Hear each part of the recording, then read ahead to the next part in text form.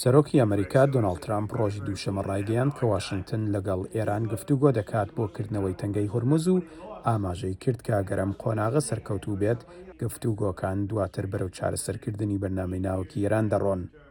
ترامپ وتی ئەم گفتوگۆیانە بە داوای خودی ئێران و بە پشتیوانی چەند وڵاتێکی کەنداوی عەرەبی دەستیان پێکردووە و جەختی لەسەرەوە کردەوە کە ئەمە دوایین دەرفەتە بۆ تاران تاکو و بەڕێککەوتنێکی گونجاو بگات.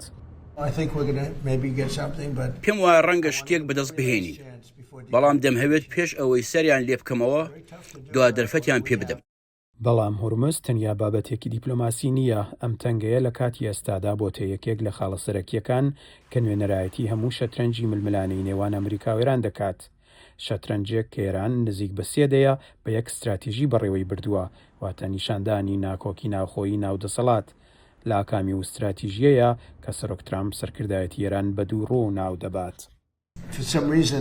بە هەر هۆکارێک بێت ئێرانیەکان کاتێک وتوێژ دەکەن حەز ناکەن بڵێن کە خەریکی وتوێژین. کاتێک من دەڵم لە گفتوگۆداین وتوێژ بابەتێکی گرینگە، بەڵام ئەوان هێندێک جار زوو ئینکاری دەکەن. ئەمە لە حاڵێکدایە کە چەندین کاتژمێر پێکەوە بە قسەکردن بەسەر دەبین. بە گوێرەی شیکەرەوەکان ئێران دەیەوێت ئەم هەڵسوکەوتە ئاوا لێک بدرێتەوە کە ئەگەرچی ئەوانەیانەوێ ڕێک بکەون، بەڵام بۆ ئەم کارە ئەبێ ڕوبەڕووی تونداژۆکان لەناوخۆ ببنەوە. هەر بۆیە ئەگەر کۆمەلگای نێودەوڵەتی ئەیەوێت ئەم پرۆسەی ئاکامی هەبێت، نابێت زۆر گوشار بخاتە سەر ئێران. ئەم شیکەرەوانە بە ئاماژە بە نزیک 2 کێشمەکێش لەسەر بەرنامەی ناوەکی ئێران دەڵێن ڕژیمی ئێران لە ماوەی ساڵانی ڕابردوودا زۆر جار هەوڵی داوە بە نیشاندانی جیاوازی نێوان باڵی توندڕە و میانەڕە و هەڵسوکەوتی کۆمەلگای نێودەوڵەتی ئاراستە بکات.